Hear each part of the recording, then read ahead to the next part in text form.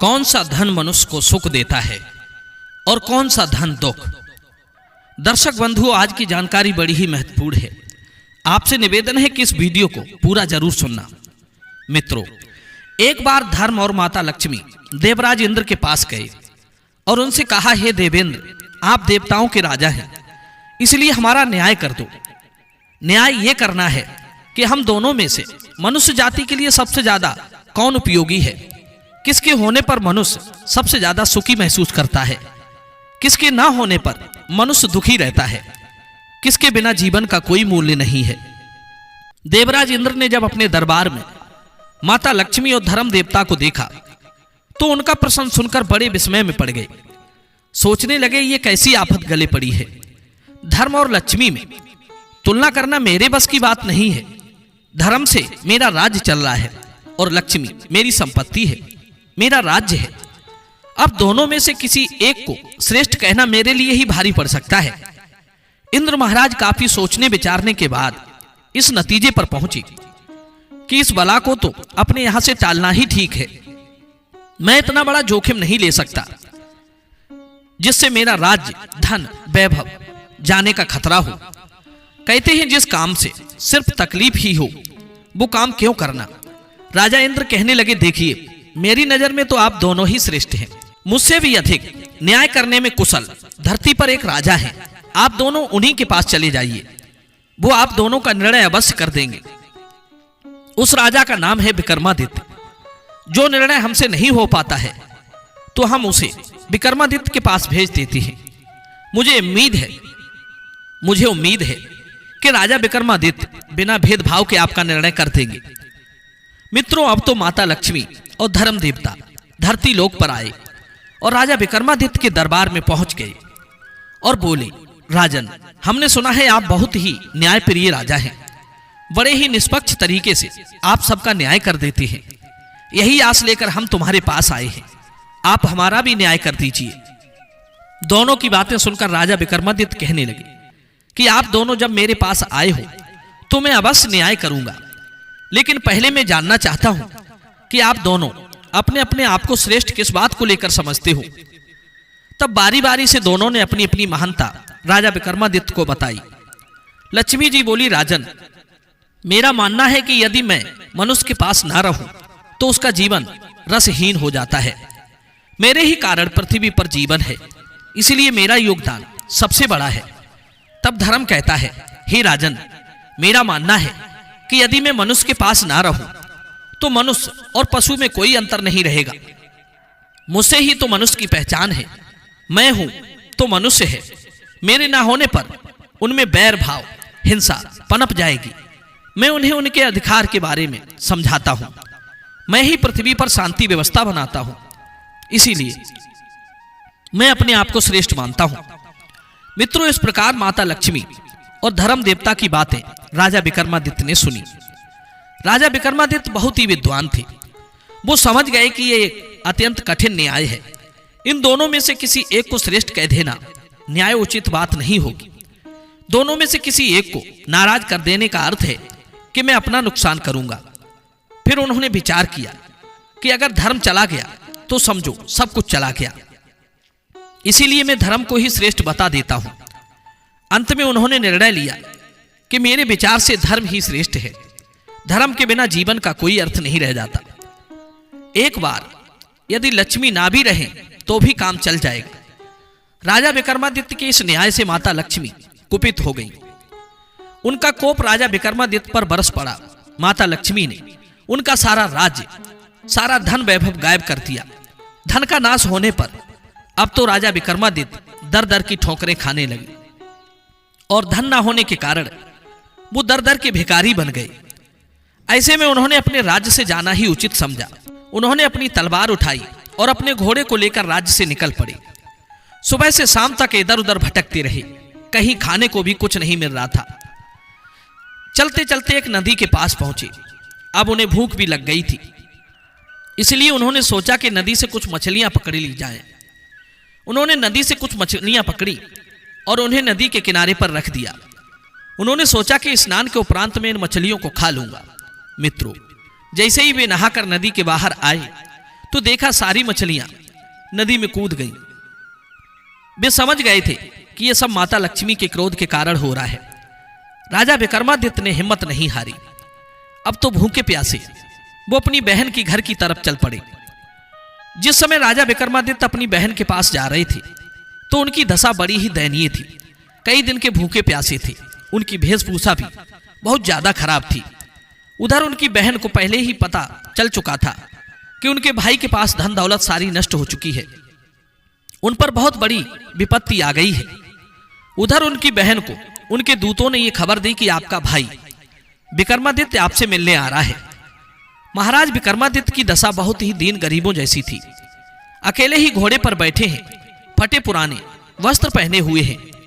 मित्रों, यह सुनकर उनकी बहन को बड़ा बुरा लगा। सोचने लगी कि अगर मेरा भाई इस हालत में मेरे घर आया तो मेरी बड़ी बदनामी होगी। उसने अपने नौकरों को आदेश दिया कि मेरे भाई की घोड़े के अस्तबल में ठहरने की व्यवस्था कर दो। मित्रों, किसी ने सच कहा है कि जिसके पास धन है उन्हीं के रिश्ते होते हैं। धन ना होने पर सगे रिश्तेदार भी उसे मरा हुआ समझते हैं। गरीबी देखकर सगे संबंधी भी उससे दूरियां बनाने लगते हैं।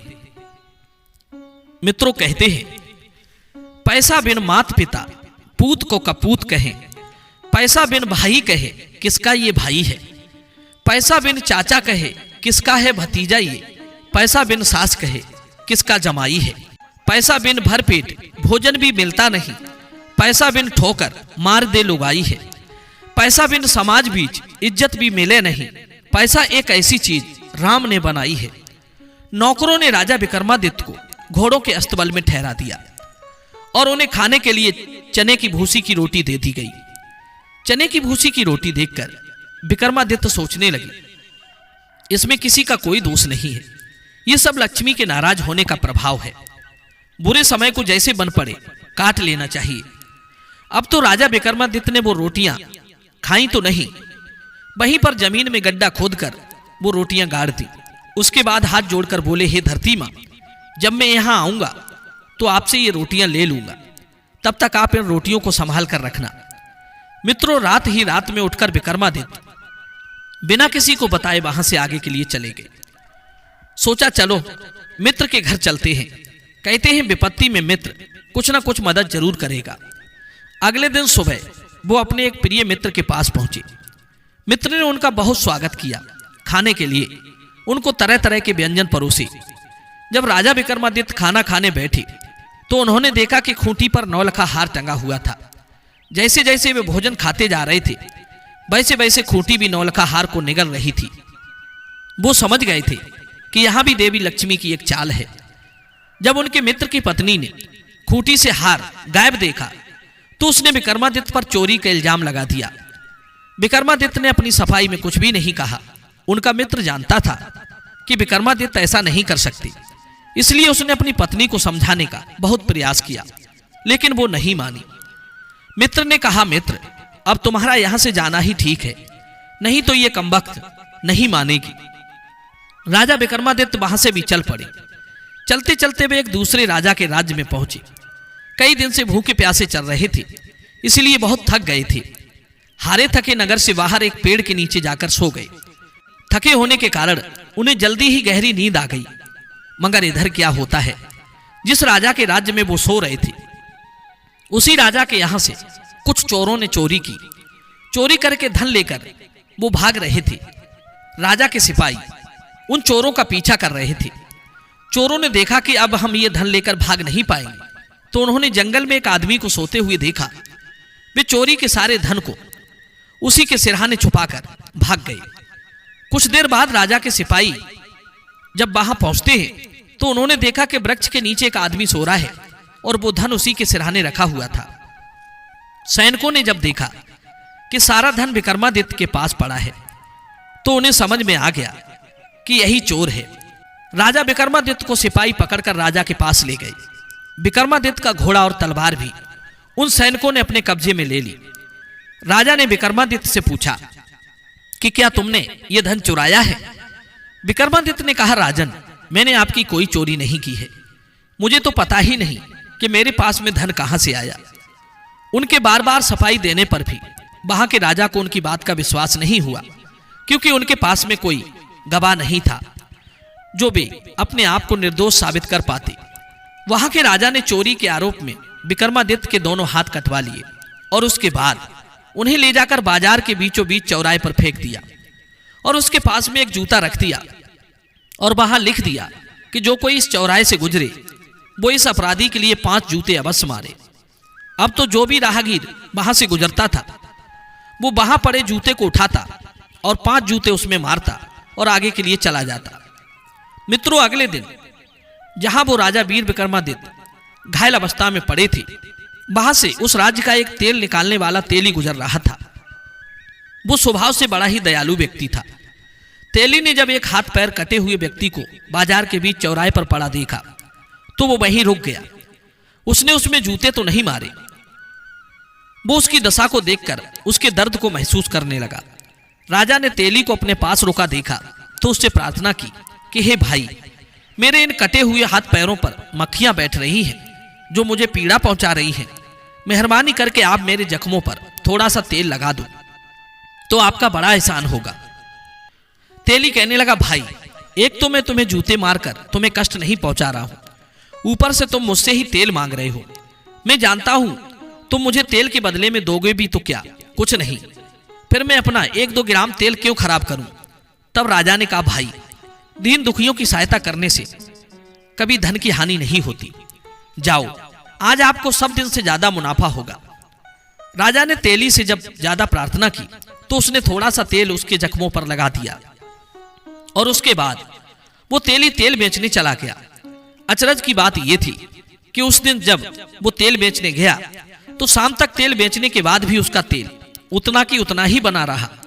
यह देखकर उसे बड़ा आश्चर्य हुआ कि आज ऐसा क्या हो गया कि जितने का मैं रोज तेल बेचता हूं उतने का तेल बिक भी गया और मेरा तेल उतना की उतना ही है। आज उसे सब समझ में आ गया था कि मैं उस घायल व्यक्ति के हाथों पर तेल लगाया था, शायद उसी की दुआ से आज मुझे इतना लाभ हुआ है। वो तेली सोचने लगा कि अवश्य वो कोई देव आत्मा है। शाम को जब तेल बेचने वाला तेली अपने घर पहुंचा तो वो बहुत खुश था। उसकी पत्नी ने प्रसन्नता का कारण पूछा तो उसने अपनी पत्नी को सारी बात विस्तार से बताई। वो कहने लगा, भीरू, वो आदमी जरूर कोई दिव्य आत्मा है। उसके कटे हुए हाथों से तेल लगाने के बाद मेरा तेल भी बच गया और जितने का तेल मैं रोज बेचता था उतने का तेल बिक भी गया। ये बात सुनकर उसकी पत्नी भी बड़ी खुश हुई। कहने लगी, एक काम करो, आप उस आदमी को उठाकर अपने घर क्यों नहीं ले आते? घर में हम उसकी खूब सेवा करेंगे। हमारे इस घर में संतान भी नहीं है और हो सकता है कि उसकी कृपा से हमारे घर में संतान पैदा हो जाए। तेली बोला, प्रिय, बात तो तुम्हारी ठीक है, पर वो आदमी तो राजा का अपराधी है और राजा से बिना पूछे हम उसे अपने घर कैसे ला सकते हैं? इसलिए हमें इस बात की इजाजत राजा साहब से मांगनी पड़ेगी। उसकी पत्नी ने कहा कि शुभ काम में देरी नहीं करना चाहिए। आप कल सुबह राजा के दरबार में जाइए और उनसे इस बात की इजाजत लीजिए। मित्रों, अगले दिन वो तेली राजा से मिलने राजमहल पहुंच गया। राजा ने उसके आने का कारण पूछा तो तेली बोला कि मालिक, यदि आप आज्ञा दें तो मैं उस लूले लंगड़े व्यक्ति को अपने घर ले जाऊं। हमारे कोई संतान नहीं है, इसलिए हमारी ये इच्छा है कि यदि हम उसे अपने घर में रख लेंगे तो हम यही समझेंगे कि हम किसी संतान को पाल रहे हैं। राजा कुछ देर सोचता रहा, फिर बोला कि वैसे भी वो व्यक्ति हमारे लिए किसी काम का नहीं है, इसलिए तुम उसको अपने घर ले जा सकते हो। राजा की आज्ञा मिलते ही वो तेली विक्रमादित्य को अपने घर ले आया। विक्रमादित्य के उसके घर में पहुंचते ही उसके सब काम अच्छे ढंग से चलने लगे। तेल में भी उसे बहुत मुनाफा होता था। धीरे धीरे उसने अपने यहाँ कई तेल के कोलू लगवा लिए। कुछ ही दिनों में वो बड़ा धनवान बन गया। वो जितनी राजा विक्रमादित्य की सेवा करता था उतनी ही धन दौलत की वृद्धि उसके घर में होती चली जा रही थी। मित्रों, इस शहर के राजा की एक कन्या थी। राजकुमारी बहुत ही विद्वान थी। वो कई कलाओं में प्रवीण थी। उसका रोज का नियम था, वो रोज शाम को दीपक चंदी गाकर अपने पूरे शहर के दिया जला देती थी और रात होने पर उन्हें बुझा देती थी। लेकिन कुछ दिनों से अलग ही नियम बन गया था। वो राजकुमारी शाम को दिया जलाती थी और रात में बुझाकर सो जाती थी।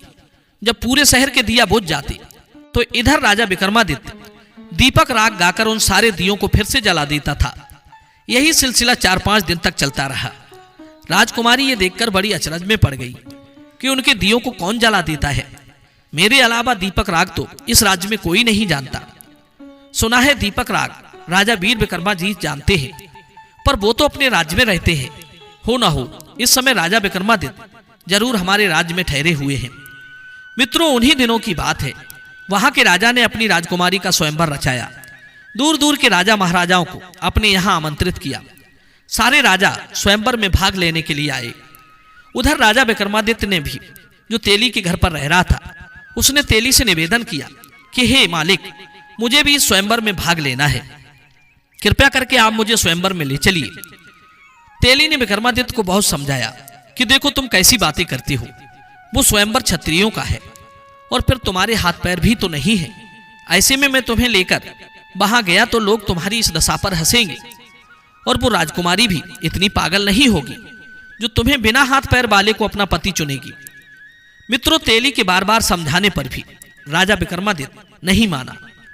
लेकिन जब विक्रमादित्य अपनी बात पर अड़ गए तो वो तेली उन्हें स्वयंवर में ले जाने के लिए राजी हो गया।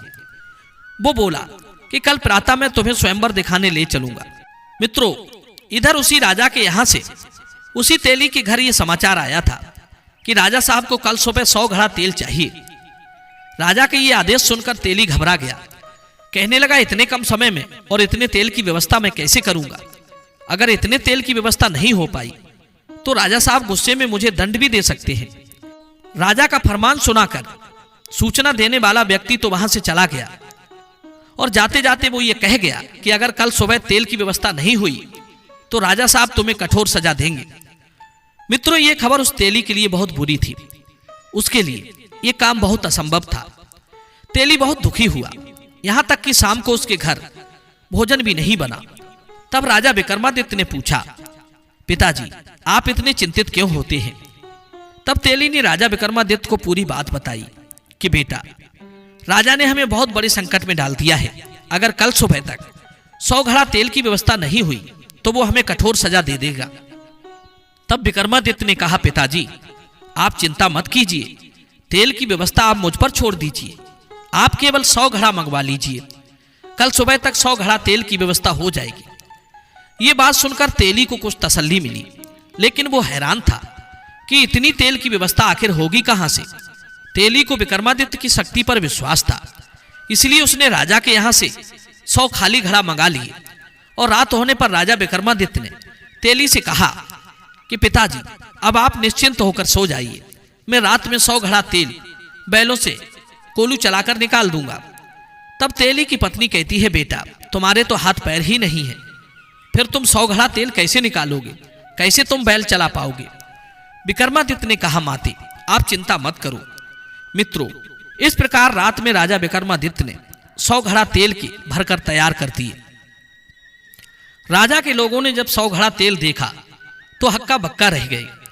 इधर तेली ने देखा तो उसने अपनी पत्नी को बताया, प्रिय यह व्यक्ति जरूर कोई देवता है, इसलिए हमें अब कोई चिंता नहीं करनी चाहिए। मित्रों, अगला दिन होता है तो वे दोनों पति पत्नी विक्रमादित्य को नहला धुलाकर नए वस्त्र पहनाते हैं और उनको ले जाकर स्वयंवर में दूर एक स्थान पर बैठा देते हैं। इधर जब राजकुमारी बरमाला लेकर घूमती है तो उसी सभा में विक्रमादित्य को तलाशना शुरू कर देती है। वो जानती थी कि राजा विक्रमादित्य यहीं कहीं मौजूद है, पर राजाओं की क्यारियों में उसे विक्रमादित्य नजर नहीं आया। तभी उसकी निगाह दूर बैठे एक अपंग व्यक्ति पर गई। उस व्यक्ति में राजकुमारी को बहुत तेज नजर आ रहा था। उनका तेज देखकर वो समझ गई कि यही राजा विक्रमादित्य है। बस फिर क्या था, वहां माला लेकर उनकी ओर चल पड़ी और पास पहुंचकर माला उनके गले में पहना दी। वहां उपस्थित राजा और राजकुमार और लोग आश्चर्यचकित हो गए कि आखिर राजकुमारी ने ऐसा क्यों किया। राजकुमारी के परिवार के लोगों ने कहा कि लगता है राजकुमारी से बहुत बड़ी भूल हो गई है, इसलिए ये अपंग आदमी को बरमाला पहना दी है। अब तो सबने राजकुमारी को बहुत डांटा, उनके ऊपर जल छिड़का, जलपान कराया और फिर से बरमाला देकर सभा में घूमने के लिए कहा। लेकिन राजकुमारी ने फिर जाकर उसी बिना हाथ पैर वाले व्यक्ति के ही गले में बरमाला पहना दी। यह देखकर सब राजाओं ने सोचा, जरूर ये राजकुमारी पागल है, इसकी मानसिक स्थिति ठीक नहीं है, इसलिए बार बार उस टूटे के गले में बरमाला पहना देती है। कुछ राजा तो गुस्से में उठकर चले गए। कुछ राजकुमारी को भला बुरा कहने लगे। सोचने लगे इतनी सुंदर राजकुमारी है और एक अपाहिज के गले में वरमाला क्यों पहना देती है। लोगों के सुझाव से राजकुमारी को दोबारा माला दी गई ताकि वो सही से वर का चुनाव कर सके। पर इस बार भी राजकुमारी ने विक्रमादित्य के गले में ही माला डाली। राजकुमारी के इस व्यवहार से वहां आए राजा और राजकुमार क्रोधित होकर राजकुमारी के पिता से बोले, महाराज, यदि आपकी पुत्री को एक अपाहिज से ही विवाह करना था तो हम सबको आपने आमंत्रित क्यों किया। राजा भी इस बात से बड़े शर्मिंदा हुए, पर वो क्या करते। सामाजिक रीतियों का पालन करना भी बड़ा जरूरी होता है। इसलिए उन्होंने राजकुमारी का विवाह उसी अपाहिज के साथ करवा दिया और राजमहल से विदा कर दिया। राजकुमारी राजा विक्रमादित्य के साथ उस तेली के घर आकर रहने लगी। तेली और उसकी पत्नी इस बात से चिंतित थे कि राजकुमारी आखिर उनके साथ कैसे रह पाएगी, लेकिन वो राजकन्या बहुत ही समझदार थी। वो तेली के घर भी बड़ी खुशी के साथ रहने लगी। उधर राजा इस बात से बहुत नाराज थे कि हमारी बेटी ने हमारा नाम डुबो दिया। राजकुमारी का पिता और उसके भाई उससे बहुत नाराज थे। एक दिन विक्रमादित्य ने अपनी पत्नी से कहा कि आज उनका हिरण का मांस खाने का मन कर रहा है। अगर तुम्हारे भाई कोई शिकार करके लाए हो तो तुम अपने भाइयों से हिरण का मांस मांग लाओ। मित्रों, राजकुमारी अपने भाइयों के पास कुछ मांगने के लिए जाना नहीं चाहती थी, लेकिन पति की इच्छा को उसने नकारना भी उचित नहीं समझा। वो बेमन से अपने भाइयों के पास गई। राजकुमारी की भाभियों ने पूछा, ननद जी, आप किस लिए हमारे घर आई हो। तो राजकुमारी ने असली बात तो छुपा ली। वो कहने लगी, भाभी, आज मेरा मन हिरण का मांस खाने को कर रहा है, इसलिए सोचा भाइयों से ले आऊं। राजकुमारी की बात सुनकर उनकी भाभियों ने तपाक से जवाब दिया, अरे ननद जी, जब हिरण के मांस खाने का इतना ही शौक था तो किसी अच्छे राजकुमार को क्यों नहीं चुना, क्यों उस टूटे को ढूंढा। राजकुमारी उनकी जली कटी बातें सुनकर वापस लौट गई। उसने सारी बातें विक्रमादित्य को आकर बताई।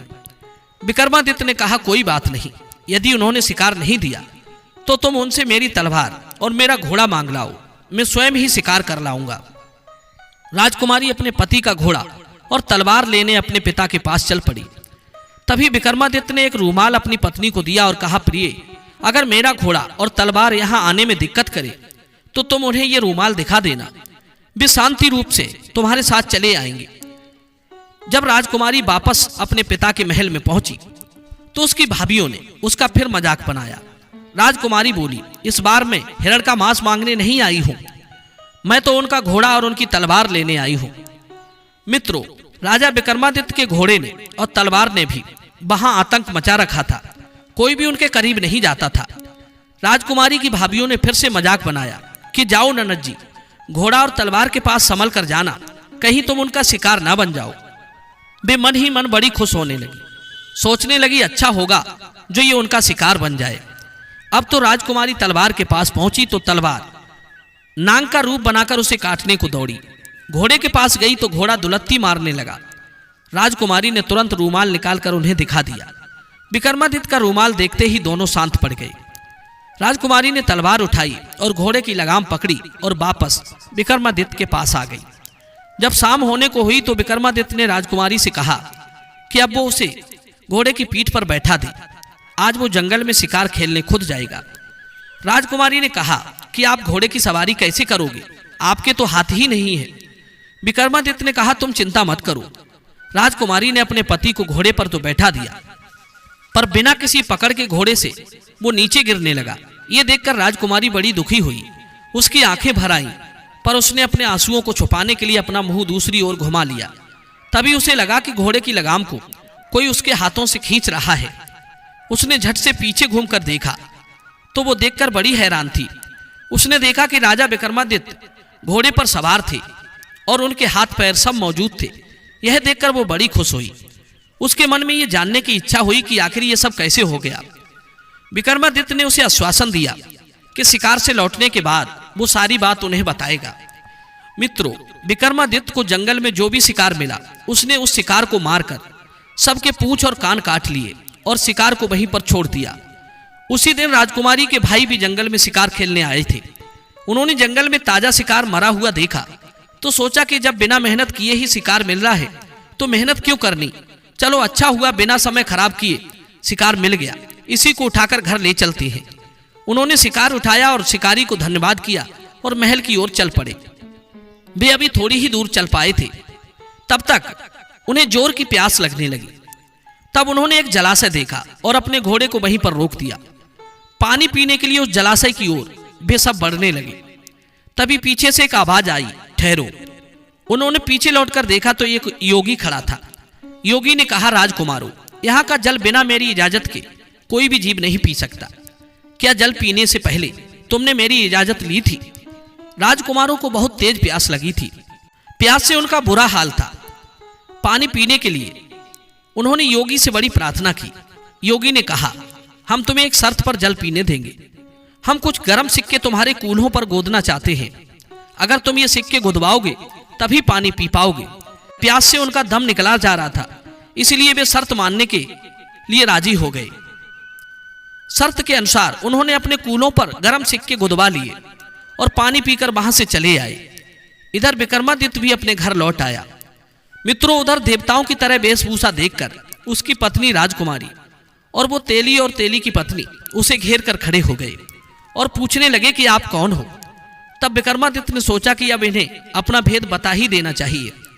वो बोला कि हे धर्मपिता, हे माता, मैं राजा विक्रमादित्य हूँ। फिर उन्होंने अपनी पूरी कहानी उनके सामने सुनाई। जब उन्हें पता चल गया कि ये राजा विक्रमादित्य हैं, तो वे दोनों उनके चरणों में गिर पड़े और अनजाने में हुए अपराध के लिए क्षमा मांगने लगे। राजा विक्रमादित्य ने उनसे कहा कि आपको क्षमा मांगने की कोई जरूरत नहीं है, आपने तो मेरी सहायता की है। मित्रों, अगले दिन राजा विक्रमादित्य ने अपनी पत्नी से कहा कि आज तुम फिर से अपने भाइयों के पास शिकार मांगने जाओ। अगर वो शिकार देने में आनाकानी करें तो फिर उनसे कहना कि वो केवल शिकार को दिखा ही दे। जब वो शिकार दिखाने को राजी हो जाए तो तुम उनसे पूछना कि शिकारों के कान और पूंछ कहाँ हैं। इतना कहकर विक्रमादित्य ने जंगल में घटी पूरी घटना अपनी पत्नी को सुना डाली और उसे वो थैला दे दिया जिसमें उन शिकारों के कान और पूंछ रखे हुए थे, और कहा कि जब भी ये कहें कि ये शिकार हमने किया है तो तुम ये थैला उनके सामने पलट देना और फिर मेरे बारे में उन्हें बताना। मित्रों, इस बार राजकुमारी बिना किसी संकोच के भाइयों के घर चल पड़ी। इस बार भी वहां वही परिस्थितियां बनी जो पिछली बार बनी थी। जब उन्होंने बिना कान और पूंछ वाले शिकार उसे दिखाए, तब राजकुमारी ने पूछा, इन शिकारों के कान और पूंछ कहाँ हैं? अब तो राजकुमारी के सभी भाई चुप रह गए। अंत में राजकुमारी ने वो थैला जो विक्रमादित्य ने दिया था उनके सामने पलट दिया। उस थैले में सभी जीवों के कान और पूंछ रखे हुए थे। जब उसकी भाभियों ने उससे इसके बारे में पूछा कि ये सब क्या है, तो राजकुमारी बोली कि आप अपने पतियों से पूछो कि कल रात को पोखर का जल पीने का उन्होंने क्या भुगतान किया था। जब उसकी भाभियों ने अपने पतियों से इसके बारे में पूछा तो सबने पिछली रात की सारी घटना बता दी। भाभियों ने आश्चर्य से राजकुमारी से पूछा कि उसके पास ये कान और पूंछ कैसे आए। तो उसने जंगल में जिस योगी ने उनके कूल्हों पर सिक्के गोदे थे उनके बारे में बताया कि वो योगी कोई और नहीं बल्कि उसका ही पति विक्रमादित्य था। भाभियों ने व्यंग से कहा कि ये कैसे संभव हो सकता है, एक अपाहिज ये सब कैसे कर सकता है। तब राजकुमारी ने बता दिया कि जिन्हें आप अपाहिज कह रही हो वो राजा विक्रमादित्य हैं। मित्रों, राजा विक्रमादित्य का नाम सुनते ही महल में खलबली मच गई। जब यह सूचना राजा को मिली तो वो भी घबरा गया। आखिर उन्होंने ही विक्रमादित्य को दंड दिया था। राजा, राजकुमार और मंत्रीगण सभी तेली के घर की ओर दौड़ पड़े। राजा और राजकुमार सभी राजा विक्रमादित्य के पैरों में गिरकर क्षमा मांगने लगे।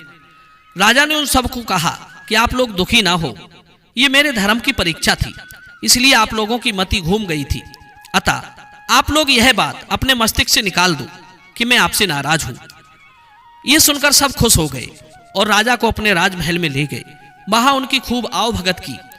कुछ दिन तक वहां रहने के बाद राजा ने वहां से विदाई ली। उन्होंने पूरे सम्मान से उन्हें विदा किया। राजा भी पूरे सम्मान के साथ वहां से रवाना हो गए।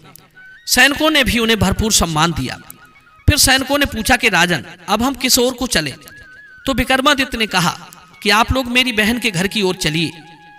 जब वे लोग विक्रमादित्य की बहन के नगर को चलने लगे तो वहां उसकी बहन के कुछ गुप्तचरों ने उसकी बहन को खबर दी कि उसका भाई विक्रमादित्य आ रहा है। उसने अपने गुप्तचरों से पता किया कि विक्रमादित्य किस परिस्थिति में आ रहा है। तो गुप्तचरों ने बता दिया कि आज तो वे पूरे लाव लश्कर के साथ आ रहे हैं। बहन ने तुरंत राज्य के कर्मचारियों से उनके भव्य स्वागत के लिए कहा और बोली कि उन्हें विशेष महल में ठहराया जाए। जब विक्रमादित्य पहुंच गए तो बहन उनके लिए बेहतरीन व्यंजन बनाकर उनके स्वागत में पहुंची। राजा विक्रमादित्य ने कहा कि बहन, मैं आज भी वहीं रुकूंगा जहां मैं पिछली बार रुका था, उन घोड़ों के अस्तबल में। यह सुनकर बहन बहुत शर्मिंदा हुई, उसे अपनी किए पर पश्चाताप होने लगा।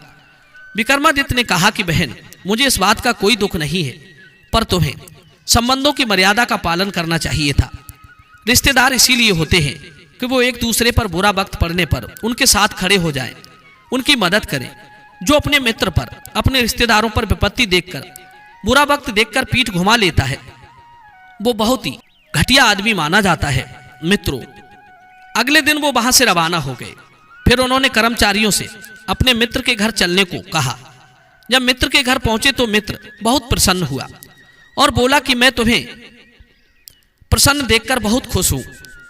तुम्हें देखकर मन बहुत ही आनंदित हुआ है। आपसे अनुरोध है कि आप आज रात कम से कम मेरा आतिथ्य स्वीकार करें। विक्रमादित्य ने कहा, मित्र, मुझे खुद को भी तुम्हारे यहां रुकने की बहुत इच्छा है। वो विक्रमादित्य को लेकर अपने विशेष कक्ष में पहुंचा। वहां दोनों मित्रों के पुराने दिनों की चर्चा हुई। रात को खाने के समय विक्रमादित्य का उसी स्थान पर भोजन परोसा गया जहां पिछली बार खाने के समय खूंटी ने हार निगला था। विक्रमादित्य ने जैसे ही भोजन करना शुरू किया, खूंटी ने भी हार उगलना शुरू कर दिया।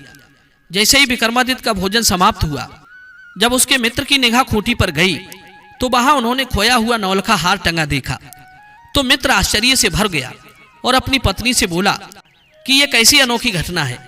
इस हार की चोरी का इल्जाम तुमने मेरे मित्र विक्रमादित्य पर लगाया था। तब मैंने तुम्हें कहा था कि वो ऐसा नहीं कर सकता। जो दुनिया की तकलीफ को मिटाता हो, वो एक तुच्छ हार के लिए इतना कैसे गिर सकता है। जाओ, अपना हार ले लो और उनसे क्षमा मांगो। मित्रों, उसकी स्त्री को अपने द्वारा किए गए कार्य पर बहुत शर्मिंदगी हुई। उसने हाथ जोड़कर राजा विक्रमादित्य से क्षमा मांगी। वो बोली कि हे राजन, मेरी मति को उस समय न जाने क्या हो गया था। मेरे उस अपराध को क्षमा कर दो। मैं चाहती हूं कि आप एक बार मुझे माफ करके मेरी पीड़ा को कम करें। तभी विक्रमादित्य ने कहा कि आप लोग ज्यादा दुखी ना हो। वो समय मेरा भी विपत्ति का समय था। मुझ पर लक्ष्मी जी रुष्ट हो गई थी, इसलिए सारी घटनाएं घट रही थी। फिर उन्होंने वो सारी बातें विस्तार से उन्हें बताई और अगले दिन अपने राज्य के लिए चले गए। जब वो अपने राज्य में पहुंचे तो उन्हें माता लक्ष्मी जी नगर के मुख्य द्वार पर खड़ी मिली। माता लक्ष्मी बोली, हे राजन, तुम सही थे और मैं गलत थी। मैंने तुम्हें जो व्यर्थ का दंड दिया उसके लिए मुझे बड़ा खेद है। क्या एक पुत्र अपनी माता को क्षमा नहीं कर सकता? मां लक्ष्मी के मुख से ऐसे शब्द सुनकर विक्रमादित्य माता लक्ष्मी के पैरों में गिर पड़े और बोले, हे मां, आप ऐसी बातें ना करें। दरअसल तुम दोनों ही महान हो। तुम्हारे बिना धर्म का अस्तित्व नहीं और धर्म के बिना तुम्हारा कोई अस्तित्व नहीं।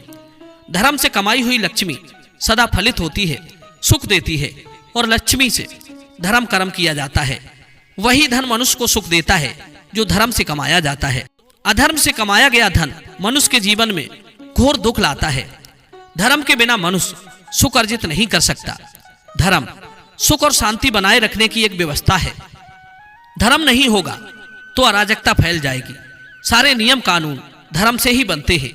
धर्म दुनिया को व्यवस्थित करने का माध्यम है और लक्ष्मी दुनिया को पालने पोषने का माध्यम। कौन सा धन मनुष्य को सुख देता है? इसका उत्तर है, जो धन धर्म से कमाया जाता है वही प्राणी को सुखी बनाता है। आपकी परीक्षा से मेरी चमक और भी बढ़ गई है, इसलिए मैं आपका आभारी हूं।